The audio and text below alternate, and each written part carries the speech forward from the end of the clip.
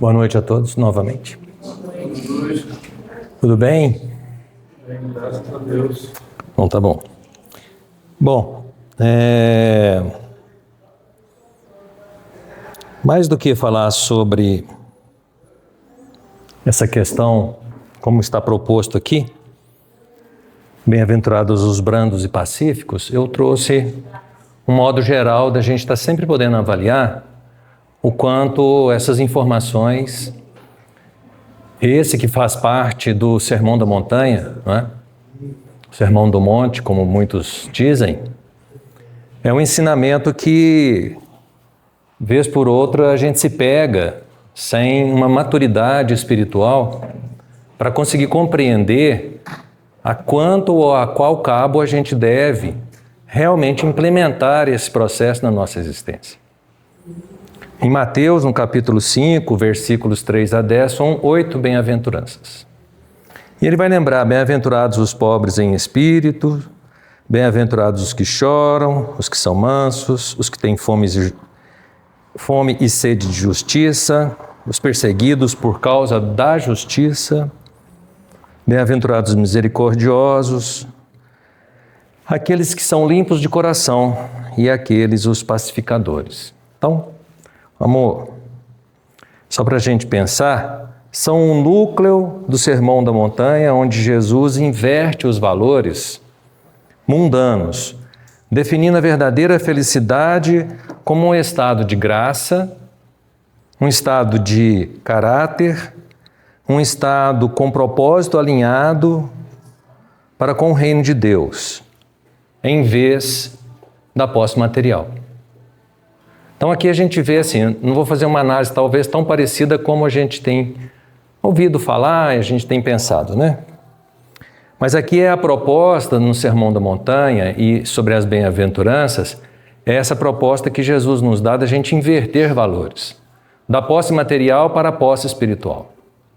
São 2026 anos que nós estamos ouvindo esse convite. Nós somos espíritos milenares dentro dessa oportunidade.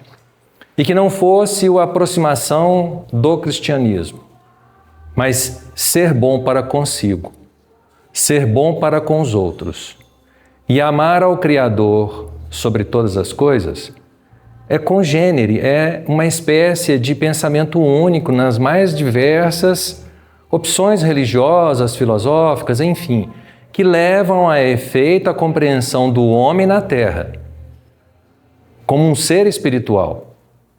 Porque aquelas doutrinas materialistas que consideram o homem na Terra como o eixo principal de tudo, ela é dada à falência.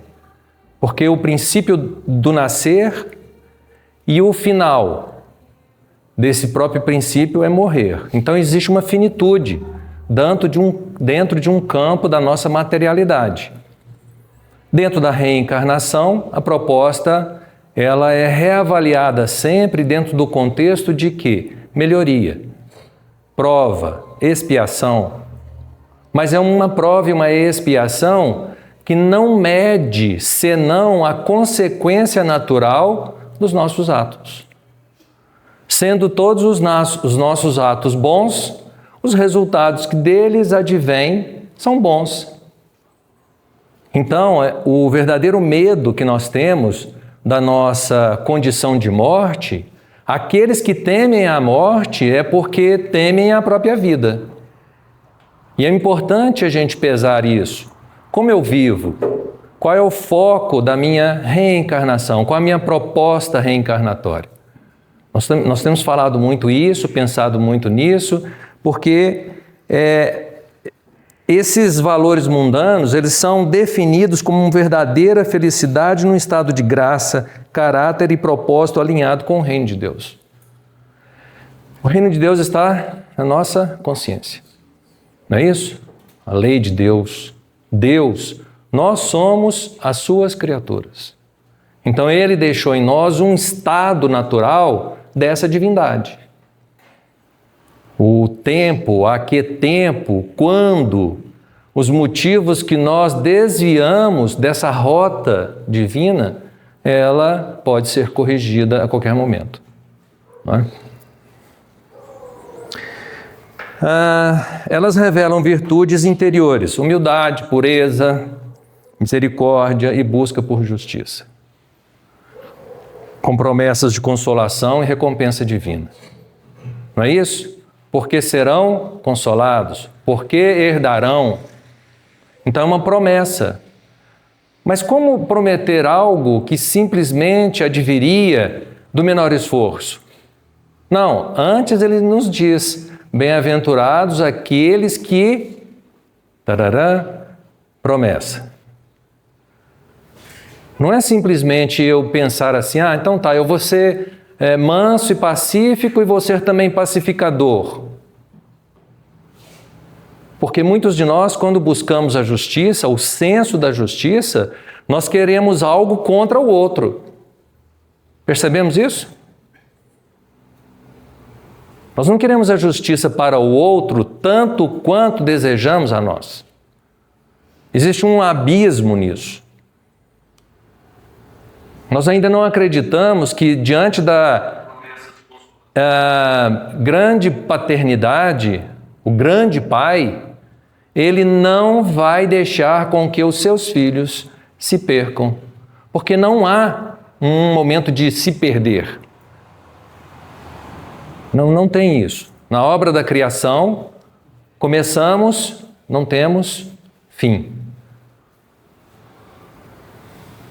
Quanto tempo para a gente alcançar essa maturidade espiritual?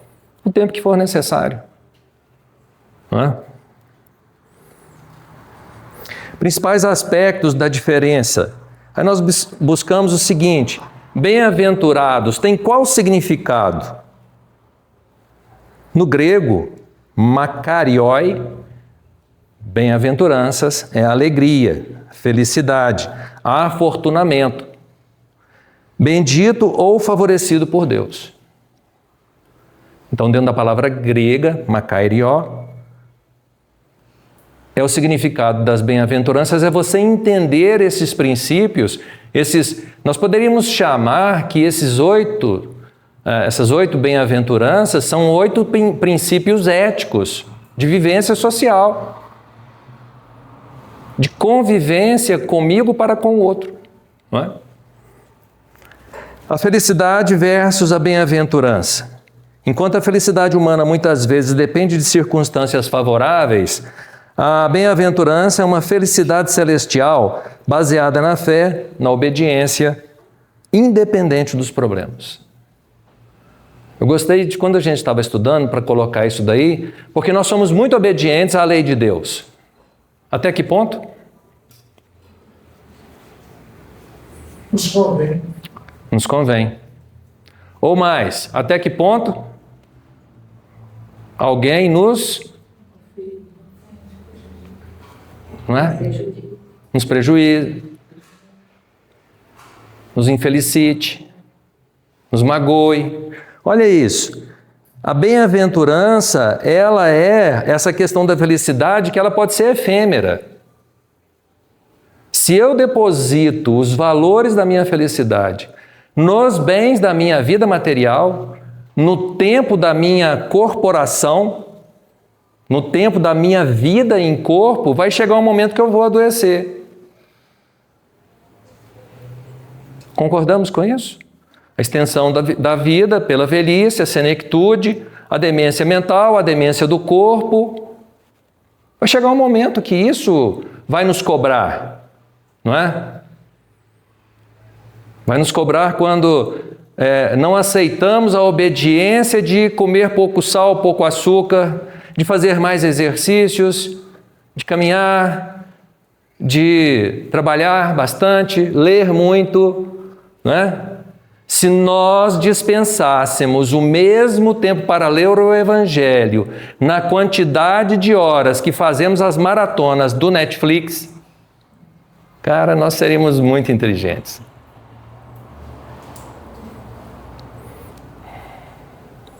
Se vocês medirem o tempo de vocês dentro do TikTok, Instagram, telefone, isso aqui, tirando a parte boa, porque tem, nós veremos que o nosso tempo do dia é ocupado de 20% para mais com algo que não nos acrescenta em nada. E aquilo é um vício. Como é que o dedinho, tem uns que é para cima, tem uns que é para baixo, não é assim? Para o lado também, não é assim? Cara, aquilo domina a nossa mente. Existem estudos, como eu disse alguns dias atrás aqui, existe um estudo editado talvez há uns 6 anos, 7 anos já, da complexidade que é a maturidade, porque o nosso cérebro, ele está fortemente definido após os 25 anos, com todas as características de uma pessoa adulta. Até então, somos infantis, somos adolescentes, somos prematuros. Existem já doenças climatizadas com a ausência do toque no celular, de pegar o celular. Tem pessoas que acordam na madrugada para ver se chegou mensagem. Tem pessoas que estão realmente trocando esse lado.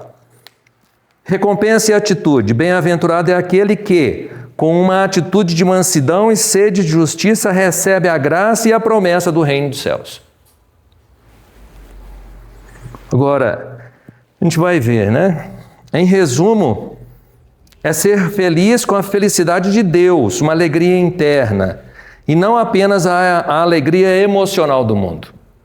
E aí, quando eu estava estudando, eu peguei essa questão da temporalidade, da emoção que nós sentimos nas coisas do mundo. Já prestamos atenção o quanto que o negócio é assim, efêmero, é uma folha de arroz, assim, rompe com um sopro. Quando você deseja muito um carro, planeja para comprar esse carro, vai lá, tira o carro 0 do ano, você está numa euforia com aquilo, assim, impressionante. Não é assim que funciona?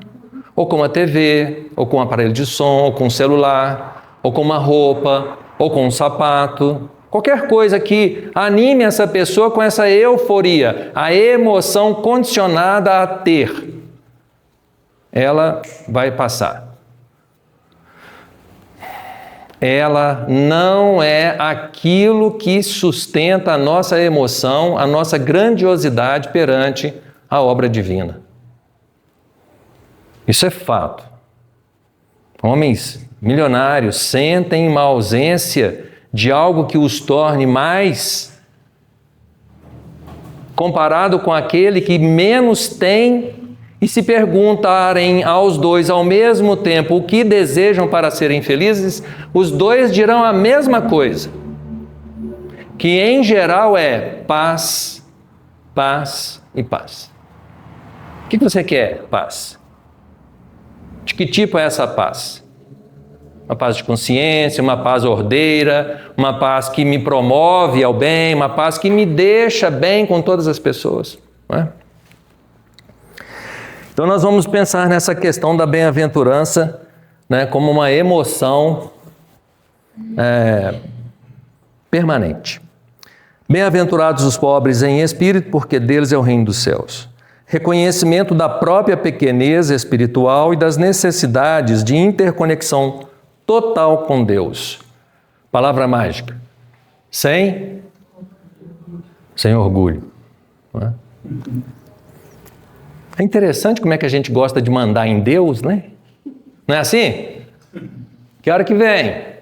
Não é? Veja isso aqui. No Livro dos Espíritos, no capítulo 12 da Perfeição Moral, né, estudamos sobre o egoísmo. E aí está escrito assim: dentre os vícios, qual que se pode considerar radical? Olha a pergunta, né, de Kardec. Temo-lo dito muitas vezes, o egoísmo, o grifo é meu. Daí deriva todo o mal. Estudai todos os vícios e vereis que no fundo de todos há egoísmo. Por mais que lhe deis combate, não chegareis a extirpá-los enquanto não atacardes o mal pela raiz, enquanto não lhe houverdes destruído a causa.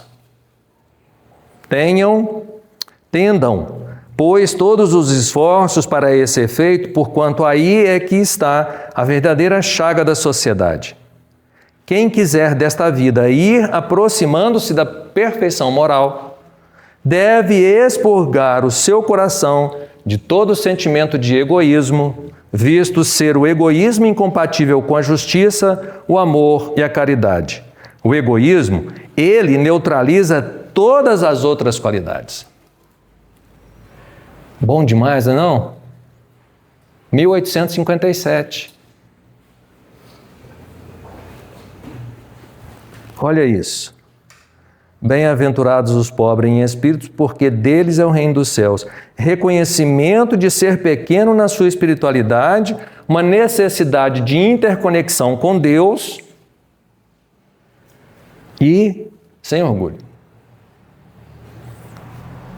Aqui ele fala do egoísmo, mas o egoísmo, o orgulho sob essa lente não é apenas um pecado, mas uma distorção cognitiva severa, uma ilusão de controle e autossuficiência que isola o indivíduo e o adoece. A humildade é o realismo existencial. Porque junto com a chaga do egoísmo nós temos o orgulho. Eles são primos, eles são parentes próximos.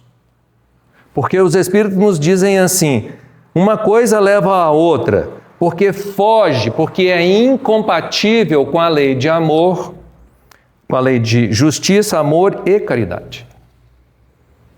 É incompatível. O ser orgulhoso, ele não consegue ser caridoso. Não tem jeito. É algo que ele faz mecanicamente, mas que não sonda a sua intimidade, que não busca de dentro dele uma satisfação real. Ele até dá, mas ele fica assim, será que vai fazer bom uso? Não, mas eu dei demais. Poderia ter dado um pouco menos, né? Eu acho que não é merecedor desse tanto que eu dei. Acontece conosco, não é? E olha o que ele diz.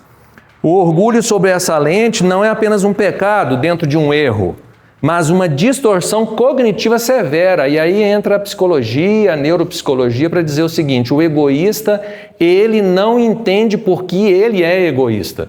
Lhe falta cognição para ele poder entender e corrigir. Porque só se corrige uma coisa quando tem entendimento sobre ela. Porque se você não tem entendimento sobre ela, você não tem domínio para a correção. Não é isso que acontece com as crianças nas primeiras séries? Até que eles dominem a escrita, é uma relação entre escrever e ler. Minha netinha está com 8 anos, já está lendo. Eu falo assim, caraca, esse negócio é interessante demais. É porque o espírito já sabe. Não é? Então ele está lembrando como é que lê, como é que escreve. Porque vocês já pensaram nisso? O que um pensamento fala, né, o que eu tenho, eu consigo traduzir em movimento cognitivo-motor para escrever alguma coisa. É algo assim, parece tão natural, mas é algo assim que quando você perde, que quando você não tem mais essa autonomia, você vê o quanto aquilo lhe é prejudicial. Né? O orgulho como patologia do espírito, na questão 913, aponta o egoísmo e, por extensão íntima, o orgulho. Os espíritos argumentaram que o orgulho é a raiz de todas as misérias humanas, porque ele cega o indivíduo para as suas próprias falhas, paralisando a sua evolução. O espírito egoísta, ele está paralisado na sua capacidade de evolução. Pragmaticamente, o orgulho é um mecanismo de defesa psíquico. Olha que interessante isso. O ser humano cria uma falsa grandiosidade para proteger um ego frágil. Aqui que entra a nossa ideia, né? Das nossas psicopatologias. O espírito, ele, quando doente, nas questões do seu ego, do egoísmo, ele frauda, ele mente para si mesmo. Ele não tem uma estrutura para conseguir falar o seguinte, hoje eu vou e definitivamente eu mudo. Léo, meu pai tinha um pensamento interessante, ele falava assim, essa pessoa é um EP. Eu falo, o que é isso, papai? Egoísta puro. Ele é tão egoísta que ele nem sacou que existe outra pessoa. Então ele até chega a ser inocente, entendeu? Entendi. Quando você fala assim, não, mas deixa eu te falar, você está pensando só em você, ele leva até susto. Não, eu achei que eu estava fazendo bem para todos, velho. Não é. Uai, então, sabe, assim, então ele fala, não, perdoa, esse é um EP. Egoísta puro. Ele tem um plus. Pode ser. Eu achava interessante. E é verdade, porque você fala assim, os espíritos argumentam que a raiz dos nossos problemas está nessa dimensão de ser orgulhoso. Não é? Bem-aventurados os que choram, pois serão consolados. Tristeza pelos erros e pela dor do mundo, resultando em consolo divino. Onde que está isso no livro dos Espíritos? Está lá na questão das penas e gozos futuros terrestres, né? 933. Assim como, quase sempre, o homem é o causador de seus sofrimentos materiais, também o será de seus sofrimentos morais? Gente, olha a pergunta. Bem-aventurados os que choram. Todo aquele que chora tem um motivo por que chora. Porque quando eu estou chorando, já é a base daquilo que estou saindo do EP. Já comecei a entender que tem alguma coisa que eu fiz que não é legal e que isso vai passar, né? Mais ainda porque os sofrimentos materiais algumas vezes independem da vontade. Muitas vezes a pessoa, né, como ele diz, causador dos seus sofrimentos materiais. Né? Adicção. Muitas vezes a pessoa quer sair das drogas, dos psicofármacos, das drogas poderosas, lícitas e ilícitas e não consegue. E aí ele vem, se ele é causador dos seus dos seus males materiais, também o será dos seus sofrimentos morais. Mais ainda porque os sofrimentos materiais algumas vezes independem da sua vontade, mas o orgulho ferido, a ambição frustrada, a ansiedade da avareza, a inveja, o ciúme, todas as paixões numa palavra, são torturas da alma. Está vendo, João? Tudo faz parte desse conceito porque quando estamos reencarnados e chorando é porque nós queremos o quê? Ser consolados. No entanto, eu preciso me extirpar do orgulho ferido. Mais do que um orgulho, é o orgulho ferido. Quando é que os nossos orgulhos são feridos? Não é? Aí você diz assim, a ambição frustrada. Isso causa um choque no espírito, na sua forma de ser, que diante de toda a sua ambição, se frustra, porque ela não se concretiza. E aí ele vai cobrar mais de si e do entorno dele, não é? A ansiedade da avareza, coisa que nós não temos, assim, tão explícitos, a inveja. Por isso que eu falei que não é tão explícito, sabe?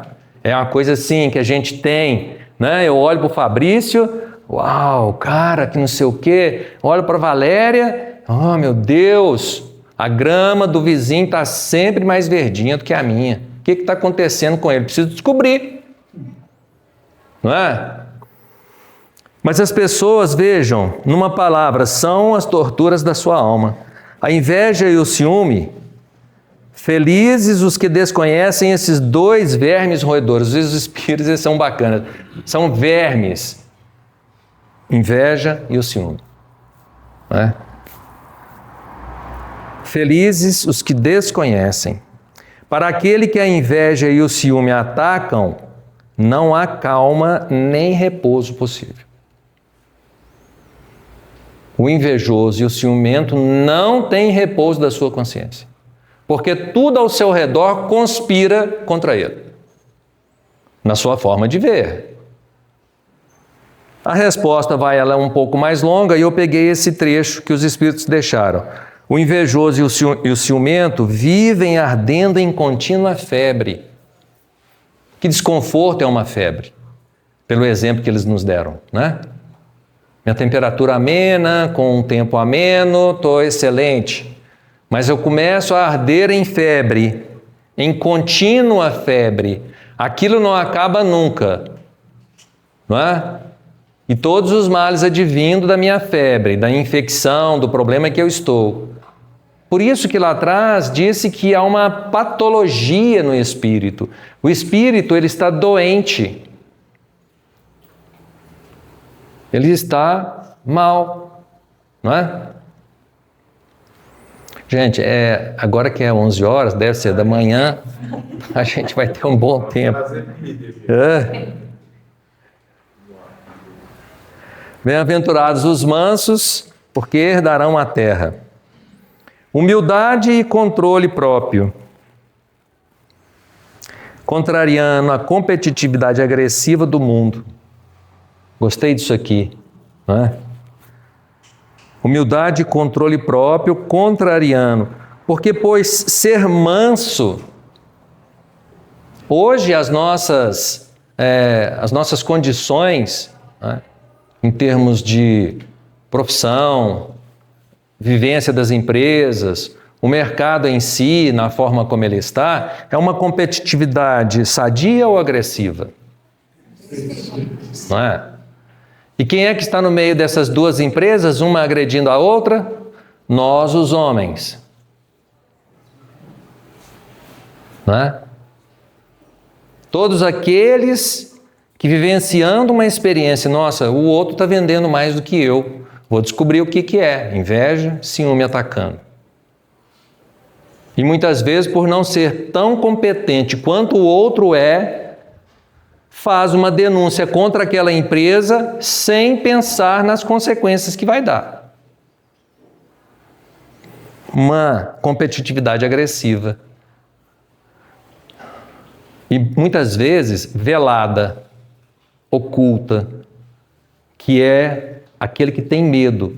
Todo aquele que tem medo de uma ação, ele se oculta, com medo de ser descoberto. Agora, tem um detalhe aí que é muito importante a gente refletir. Né? O ciúme e a inveja aí nada mais nada menos que o egoísmo. E o egoísmo, todas as vezes que se eu chamo o Léo de egoísta, é porque eu estou querendo alguma coisa que ele também quer. Então, muitas vezes, tanto o outro que a gente julga que está fazendo papel de egoísta, a gente está fazendo a mesma coisa. Ninguém te dá um livro e fala assim, eu vou te dar esse livro porque você quer ele. Eu te chamo de egoísta porque eu quero esse livro antes de você. E muitas vezes, Luiz, olha, veja isso daqui, ó. O que Kardec perguntou aos espíritos? Qual o maior obstáculo ao progresso? Questão 785. O orgulho e o egoísmo. De novo, os primos andando juntos aí, né? Mãos dadas. Mãos dadas. E calçados atados, né? Ao mesmo laço. Refiro-me ao progresso moral, porquanto intelectual se efetua sempre. Os espíritos sabem nos dar uma orientação. Por mais que o orgulho e o egoísmo... Veja, refiro-me ao progresso moral, porque o intelectual se efetua sempre. Vamos ver? À primeira vista, parece mesmo que o progresso intelectual reduplica a atividade daqueles vícios, desenvolvendo a ambição e o gosto da riqueza, que a seu turno incitam o homem a empreender pesquisas que lhe esclarecem o espírito. Assim é que tudo se prende no mundo moral, como no mundo físico, e que do próprio mal pode nascer o bem. Curta, porém, é a duração desse estado de coisas, que mudará à proporção que o homem compreender melhor que, além da que o gozo dos bens terrenos proporciona, uma felicidade existe maior e infinitamente mais duradoura. Pode instigar ao progresso, assim como instiga. O Elon Musk, ele não é só inteligente, ele é um grande empreendedor, ele é um homem que faz muitas coisas bem e assim vai, não é? Então, citar um exemplo aqui de progresso, porque ninguém acreditava que foguete ia dar ré um dia, né? Mas foguete deu ré e voltou para a plataforma assim, numa boa, porque era o desafio, né? Fazer foguete dar ré. Então, o que ele faz? Não só ele, mas toda a grande equipe dele, com etc. Mas é uma corrida que caracteriza, ainda assim, o orgulho pelo domínio de uma tecnologia que poucos poderão usar. Mas enfim, isso é bom? É. Porque depois de esvaziada a condição do egoísmo nas coisas materiais, vai resultar no entendimento de que eu tenho isso, então de alguma forma o outro também poderá ter.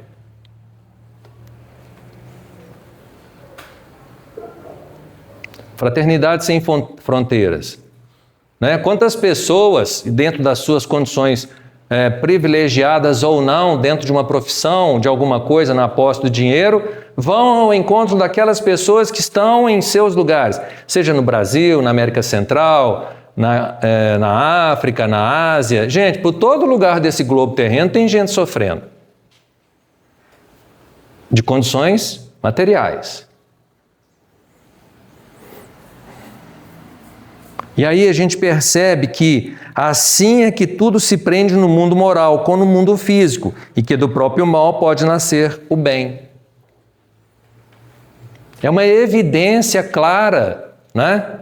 Que eu vou me esforçar para ter a patente de alguma coisa em que eu posso ter um grande dinheiro sobre isso.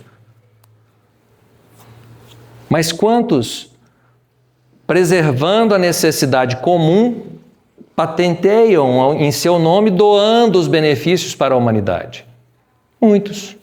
Existe uma corrente, né? Uma corrida por detrás disso. Sempre houve a corrida pelo ouro, pelo petróleo, pela indústria automobilística, pelos foguetes, pelos satélites. Mas o que é isso, né? É um bem instalado que eu poderia dizer que assim, não existe uma homeostasia, né? Um equilíbrio.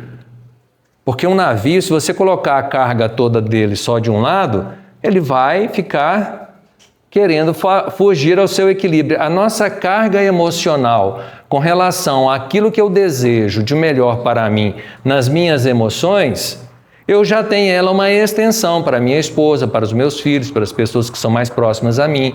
Às vezes eu não tenho por um transeunte da rua, mas já não é bom que eu tenha para com aqueles que me cercam? Porque depois eu posso estender isso. Se a minha empresa é pública, eu recebo muitas pessoas, eu posso estender esse benefício a essas pessoas. Na minha forma de compreender, treinar a minha equipe e fazer com que um pouquinho vire uma grande oportunidade. Não é? Bem-aventurados os que têm fome e sede de justiça, pois serão satisfeitos.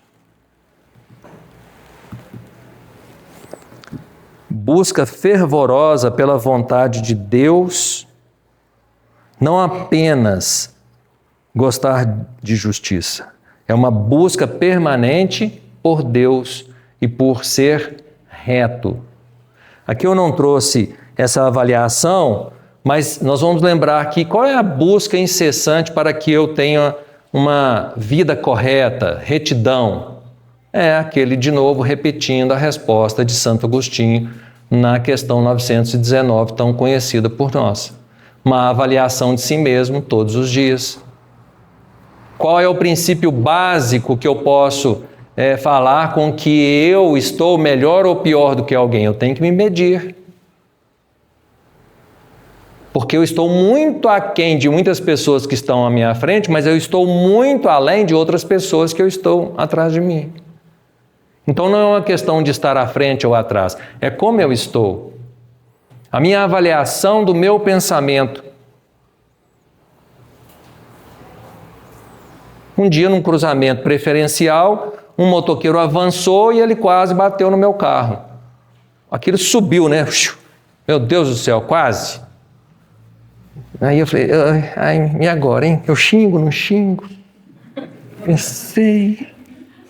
Aí para não xingar, eu buzinei.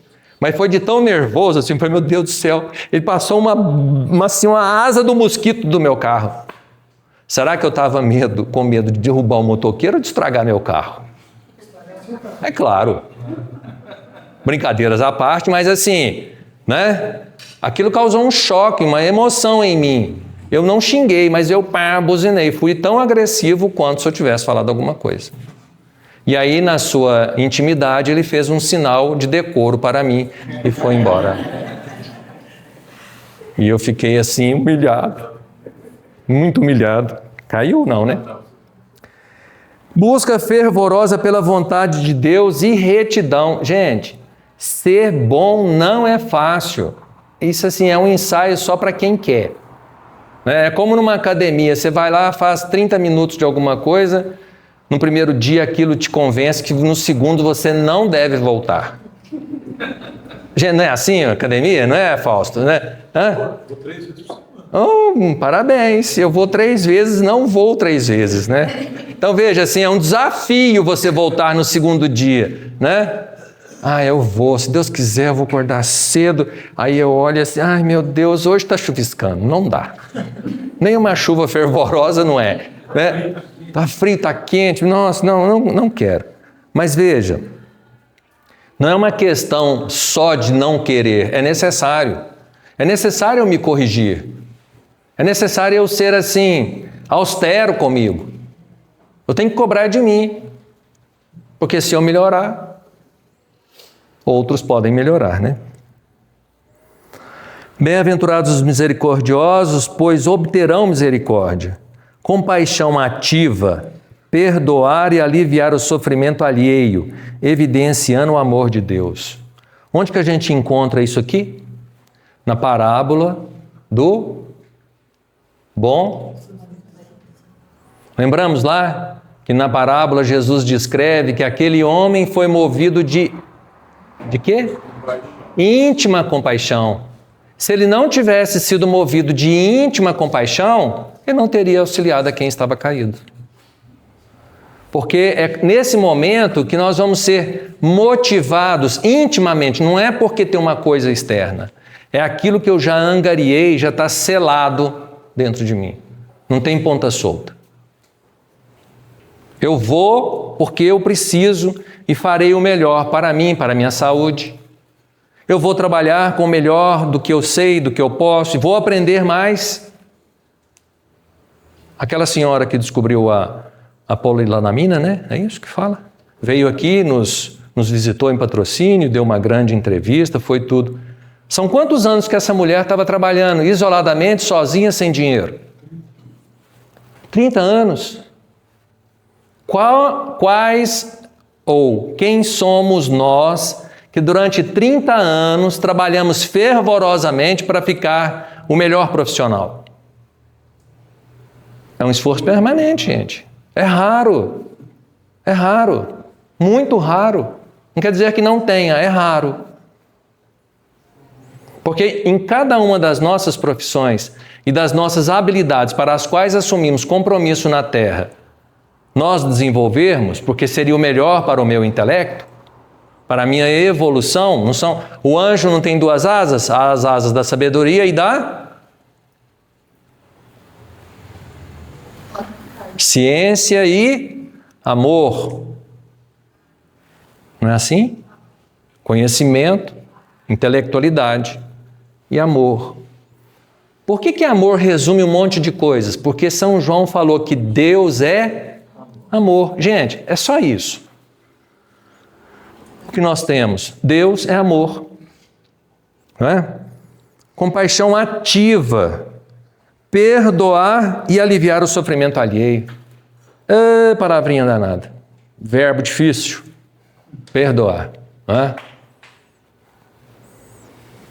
Como eu sei que vocês assim ensaiam muito essa questão do perdão, né? Todos os dias, e vocês vão assim se penitenciar quando não perdoarem ninguém, né?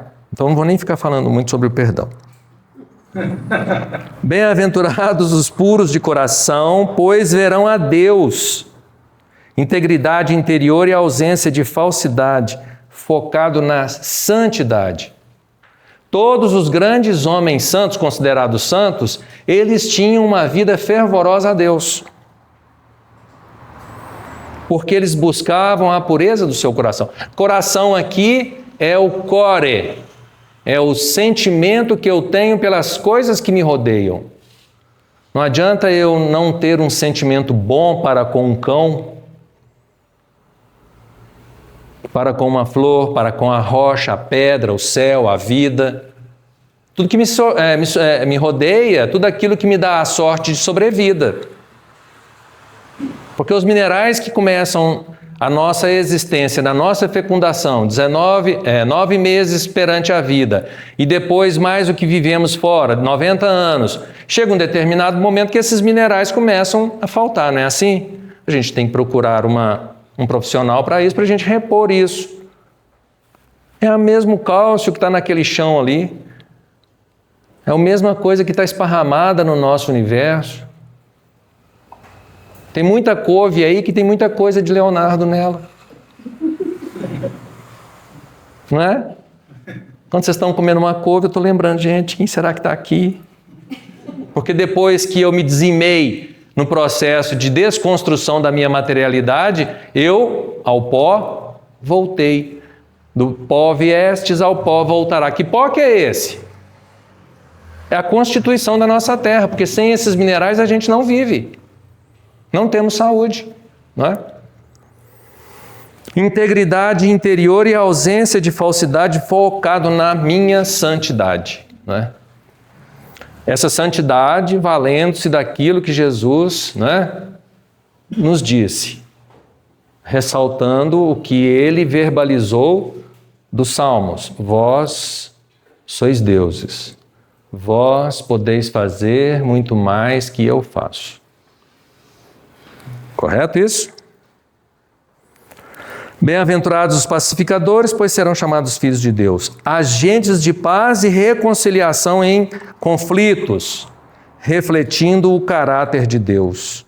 Aqui o caráter de Deus é a imagem e semelhança, não é? Bem-aventurados os perseguidos por causa da justiça. Alegria em meio à oposição, sabendo que a recompensa é eterna.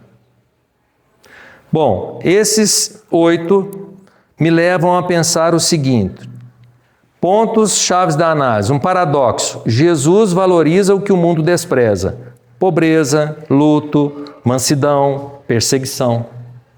Esse é o paradoxo de tudo isso que nós estamos vivenciando, daquilo que Jesus propõe nessa parábola. A escatologia: serão muitas as promessas, serão consolados, herdarão, né? Se realizam plenamente no futuro, mas já iniciam no presente. Quantas pessoas se sentem honradas dentro da sua proposta de vida e vivem feliz? Tem pessoas que, se você perguntar para ela o que mais lhe falta, nada, tenho tudo que me é necessário. Não é? Conheço muitas pessoas que falam isso, que representam essa verbalização. E você acabou de falar da gratidão. A pessoa que tem a gratidão, talvez, por mais pouco que seja, mas se a pessoa tiver essa palavrinha, gratidão... Sim. Um exemplo, hoje eu tenho uma gratidão muito grande pelo meu trabalho. É uma coisa simples, humilde, mas muito útil às pessoas. Hoje eu faço isso aí com muito carinho, com muito amor, com muito respeito, e tenho observado muito, e me sinto que parece cada dia melhor. Vai pra você ver. Então vamos contar para as pessoas o que você faz, né? Ele é o João das Calhas. E realmente, gente, não tem nada pior do que você com a calha entupida, não é assim? Vai lá, agora que tá chovendo então... Ah, meu Deus do céu. Ou então você está lá esperando que, tá tudo bem. Pá, a calha derrama, ou ela está furada, ou ela, né, João?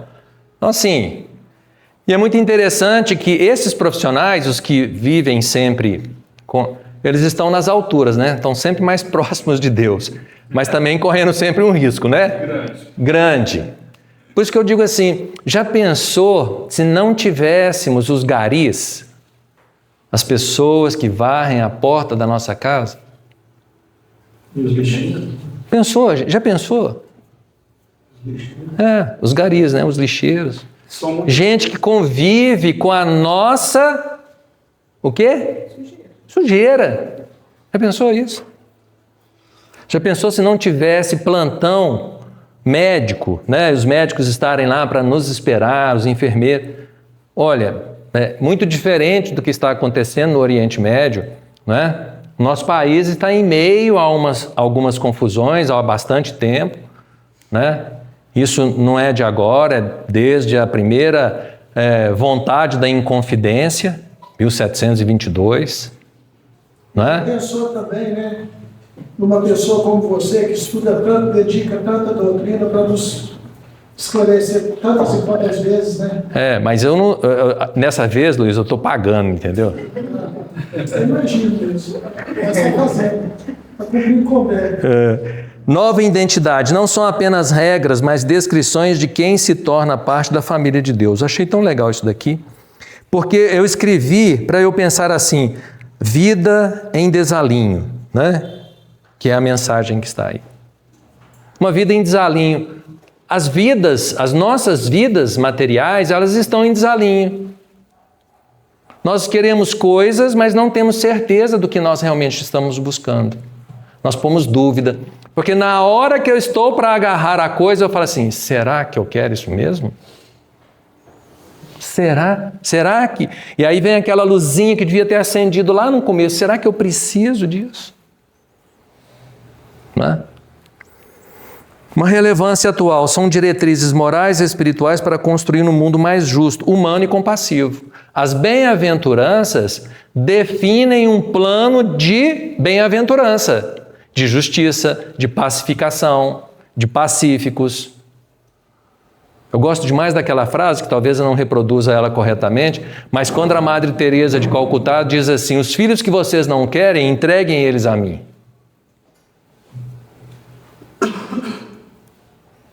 Não é isso? Quem de nós aqui, assim, né, consegue? Chico Xavier, Francisco Cândido Xavier, começava a atender às 16 horas da tarde, 17 horas, e ia até no outro dia, às 5 da manhã, atendendo aquelas filas enormes de pessoas. São pessoas que já chegaram num processo de entender o que é servir ao semelhante. Não é? Os médiuns nossos muitas vezes se dirigem às nossas reuniões e por ficarem ali 1 hora, 1h30, estão exaustos. Meu Deus, acabou a minha força. Aí eu fico pensando assim, será que a força nossa é muito pequenininha? Porque a do Chico que era muito grande, né? Eu fico dando o passe, nossa, que hora que isso vai acabar, esse tanto de gente, meu Deus do céu, meu Deus do céu. Falando de nós, né, gente? A fila da sopa está grande ali fora e você está com o braço já doendo, de tanto encher caneco, você... Nossa, que hora que será que vai acabar? Nós ainda não nos damos permissão em fazer o bem integralmente. Nem para às vezes, ler um livro. Eu começo a ler um livro... Ai, nossa, está grosso. Distante. Não é? Diga, João, você ia falar? Eu perguntava a hora que o Chico começava e até que hora você falou aí? Ele começava por volta de 4 horas da tarde, 5 horas. Ele ia até no outro dia às 5 da manhã. Pensou? Pensou?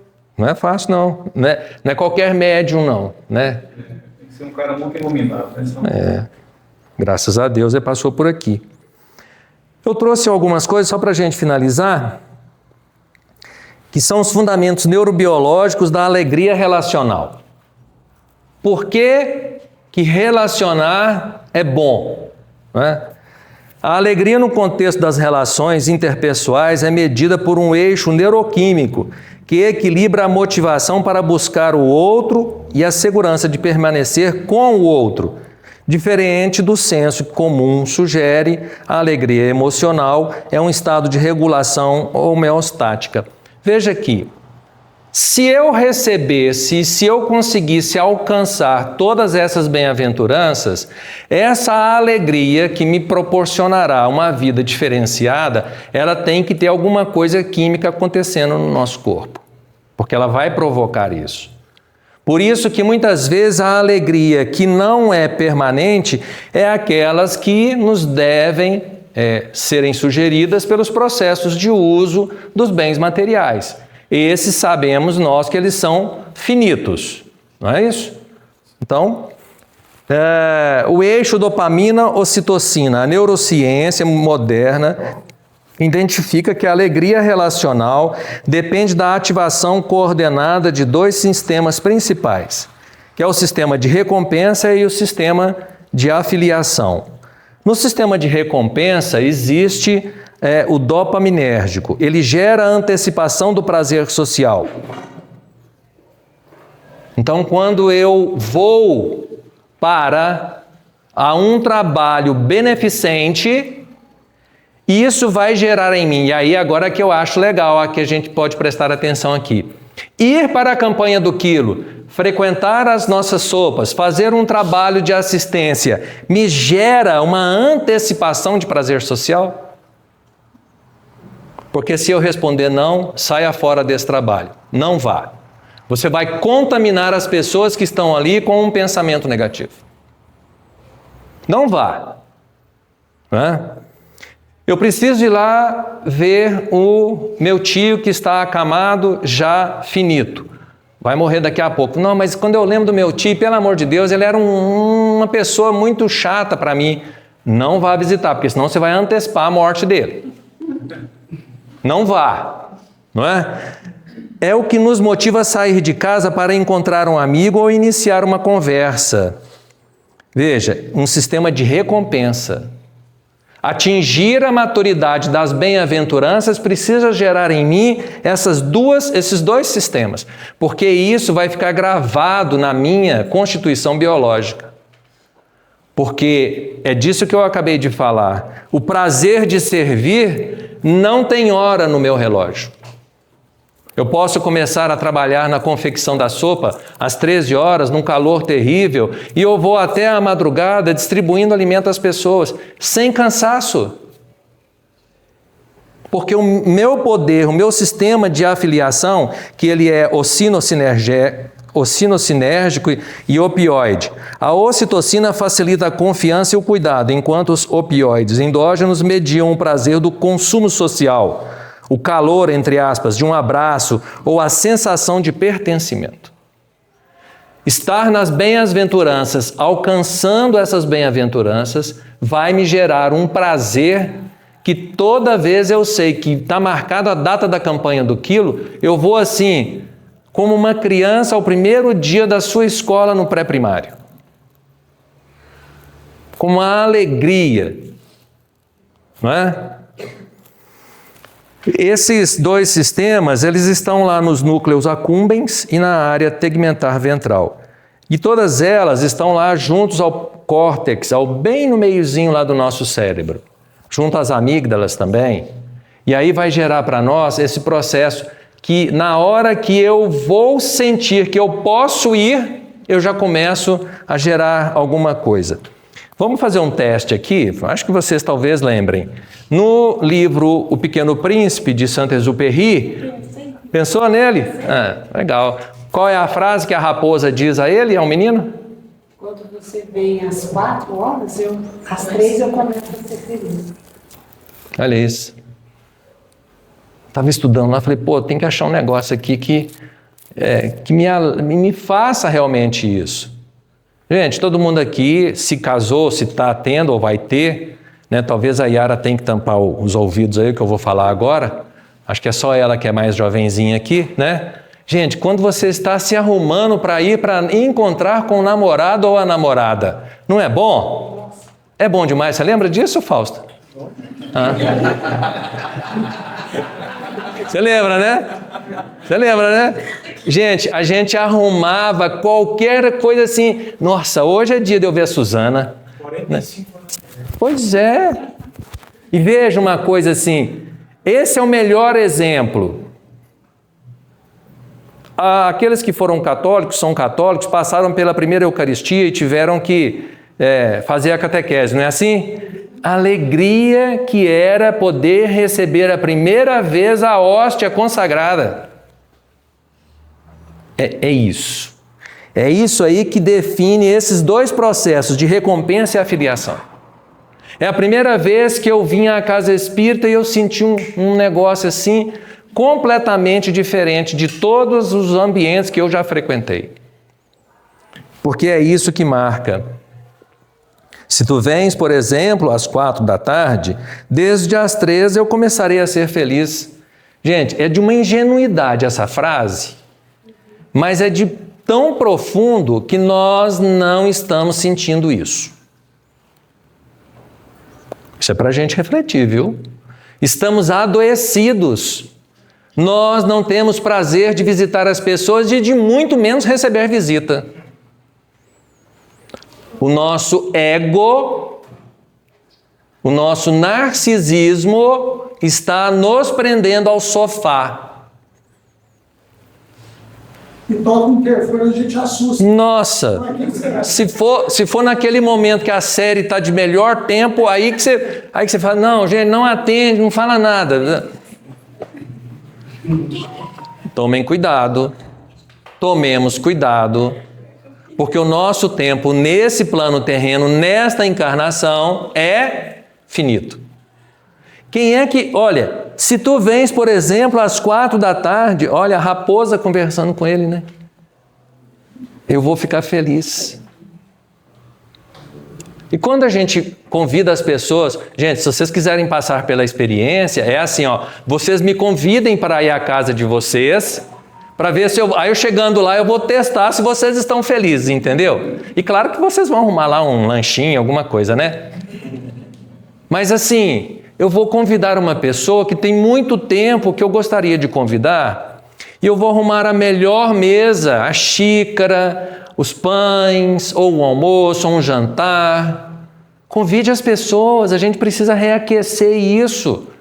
É aquela pessoa que eu amo, que eu gosto, eu falo assim, pô, esse cara sumiu, nunca mais ele vem na minha casa. Convide, e é tão interessante o egoísmo, que tem muito tempo que a Suzana não me convida para ir à casa dela.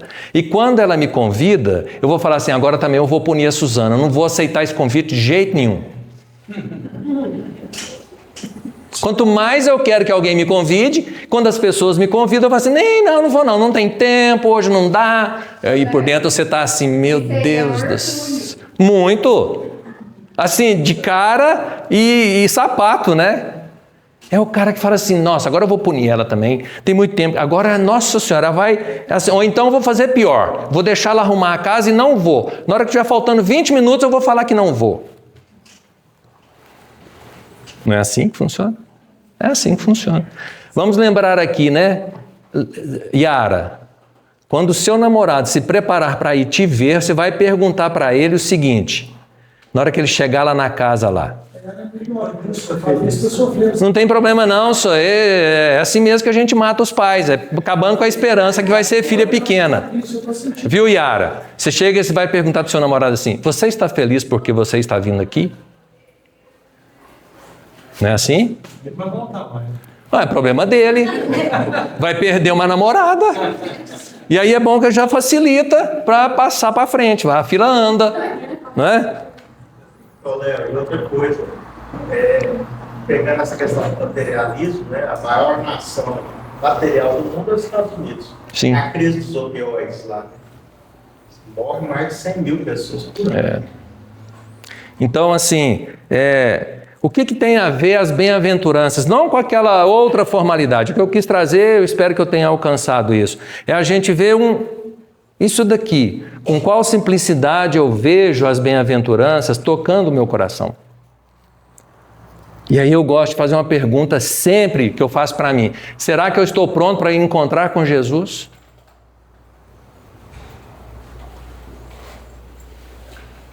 Você está pronta, Sandra? Entendeu? Não é morrer não, gente, porque nem todo mundo que morre vê Jesus, né? Mas é assim, será que eu estou pronto para encontrar com Jesus? Porque na pergunta que os discípulos, os apóstolos fizeram a ele, Senhor, quando é que tu estarás conosco novamente?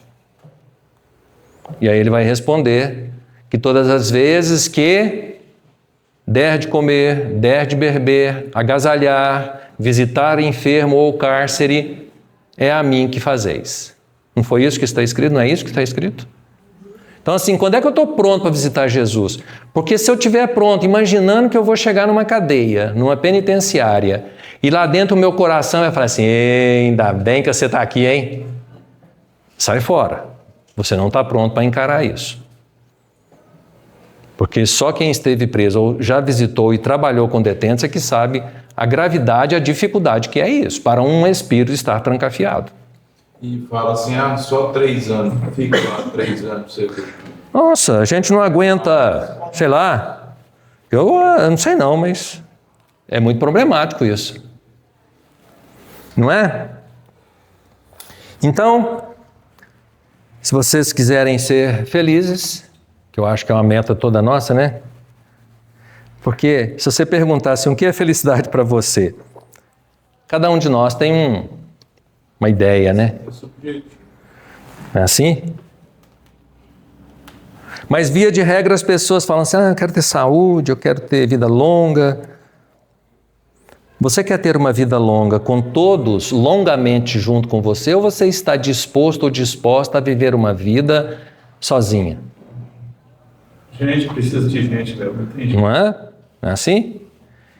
Muito bem, espero que a gente consiga ter uma boa semana. Muitos problemas talvez surjam e a gente sabe que muitas vezes a gente não pode ter o desespero, né? Ter calma, tranquilidade, lembrar das bem-aventuranças, uma conexão com Deus, né? Com Cristo. Muita paz a todos, obrigado pela audiência de vocês. A Casa do Caminho foi fundada em 1962 com o intuito de ser um albergue e servir alimentos aos necessitados com o nome de Sociedade Beneficente Casa do Caminho. Após a extinção do Grupo Espírita Eurípides Barçanufo, as atividades foram direcionadas para a nossa casa, se chamando a partir de então Sociedade Espírita Casa do Caminho. As atividades doutrinárias se dividem em palestras públicas, evangelização juvenil, evangelização infantil, evangelização de bebês e no ventre, estudo e pesquisa sobre o Evangelho. Para além das atividades doutrinárias, temos também as atividades assistenciais, as quais precisamos cada dia mais da sua ajuda, como Bazar Beneficente,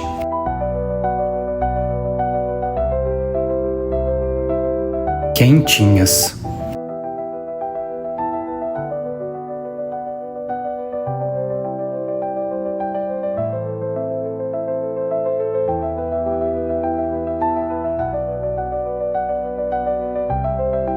costura e confecção de enxovais para bebês.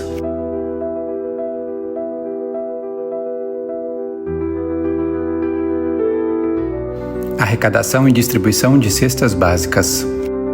Distribuição de kits de higiene básica. Distribuição de kits de verduras. Entrega de sopa fraterna. Doação de pães e leite. Para que esses trabalhos continuem, precisamos da sua ajuda. Venha trabalhar conosco ou ser um doador associado.